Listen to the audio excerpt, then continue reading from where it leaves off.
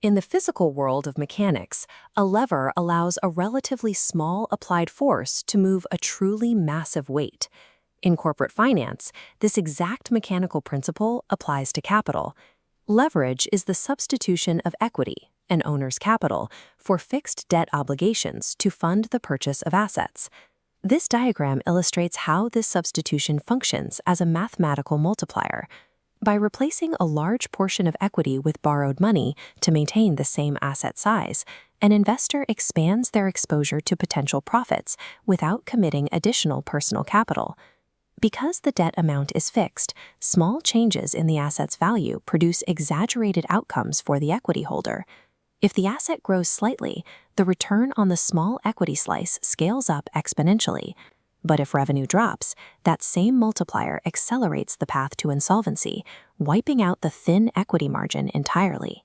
To understand how companies navigate this tightrope, we need to dissect leverage through the equity investor's mathematics, constrain it using the lender's cash flow rules, and define its theoretical limits in the macroeconomy. Debt acts as a powerful operational steroid, reconfiguring the balance sheet into a system driven by fixed obligations.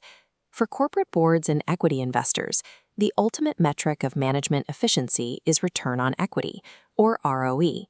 It measures how much profit a company generates for each dollar of shareholder capital. But relying solely on ROE exposes a core analytical vulnerability. A high return can easily disguise poor business operations behind an aggressive borrowing strategy. This animated diagram breaks down the DuPont equation, the analytical tool used to separate real operational performance from financial engineering. It calculates ROE through three interlocking gears: profit margin, asset turnover, and financial leverage. The first two variables, profit margin and asset turnover, measure true operational skill. They show how efficiently a company sells its products and manages its assets to generate cash. The third variable is financial leverage, calculated by dividing total assets by shareholders' equity.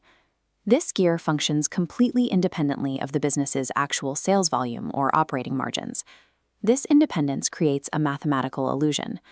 A management team can maintain completely flat sales and net income, but by shrinking the equity denominator through taking on debt, they force the final ROE output to spike. The operational gears remain static, yet the return on equity looks exceptional. The cost of this financial engineering is immediate and absolute. The newly introduced debt brings mandatory fixed interest payments that cannot be paused during an economic downturn. A soaring ROE does not guarantee a healthy company. Often, it simply indicates a highly leveraged capital structure, masking mediocre daily operations. Corporate lenders operate from a completely different perspective. While equity investors chase the upside of ROE, creditors focus entirely on downside risk. Lenders analyze risk using cash flow leverage ratios. They are less concerned with a company's equity returns and intensely focused on its liquidity. This visual gauge represents the total debt-to-EBITDA ratio, which is the ultimate metric for assessing credit risk. It is calculated by dividing total outstanding debt by earnings before interest, taxes, depreciation, and amortization. This ratio answers a single question. Assuming current operating income remains constant, exactly how many years of cash flow would it take to clear the entire debt burden? Lenders use this baseline calculation to enforce strict boundaries on corporate management through legal mechanisms called loan covenants. These constraints come in two forms. Maintenance covenants require the borrower to pass mandatory cash flow ratio tests at the end of every quarter. Incurrence covenants are event-triggered rules that block management from taking aggressive actions, like issuing dividends or executing debt-funded acquisitions. Equity investors use debt to push their potential returns to the ceiling, but lenders use these covenants to build a hard floor, structurally limiting how much a company can leverage its operations. This split-screen dashboard models a baseline corporate stress test for the year 2021. With a total debt of $200 million and $50 million in EBITDA, our company starts with a total debt-to-EBITDA ratio of 4.0x. In our upside case on the left, the environment is favorable. Revenue grows steadily, and EBITDA margins expand by 2.5% year over year. This margin expansion creates excess free cash flow, allowing the company to make discretionary paydowns on the debt principal. By 2025, the debt burden shrinks, and the leverage ratio falls dramatically from 4.0x down to a very safe 2.0x. The downside case on the right models an economic contraction. Margins shrink by 2.5% annually, draining the company's cash reserves while the debt principal remains untouched. As EBITDA shrinks, the leverage ratio climbs rapidly from 4.0x to a dangerous 4.8x, breaching the 3.0x limit set by the senior debt covenant.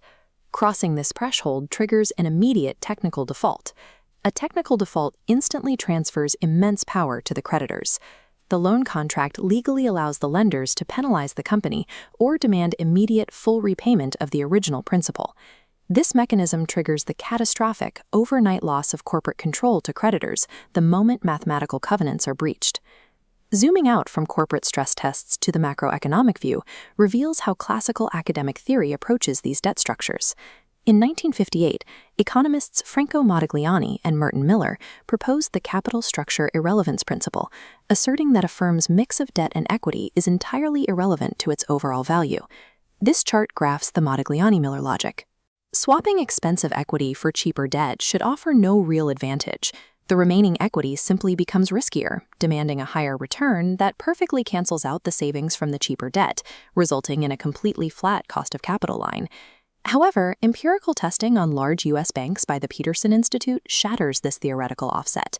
When real data is applied, the line curves sharply upward, proving that the risk offset is less than 50. While academic models treat capital structure as an irrelevant choice, empirical data proves that in highly levered sectors, the precise mix of debt and equity dictates real-world survival and systemic risk. Financial leverage is an operational steroid. It accelerates asset expansion and multiplies equity returns without requiring ownership dilution.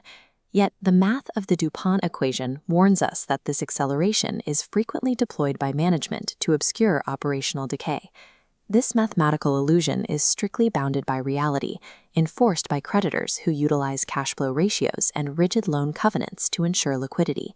And as the banking sector demonstrates, there is no theoretical free lunch. Extreme leverage directly increases the real cost of capital and the fragility of the entire system. Modern financial strategy requires mastering the exact physics of the capital stack. It is the continuous act of balancing the gravitational pull of high returns against the unforgiving structural limits of technical default.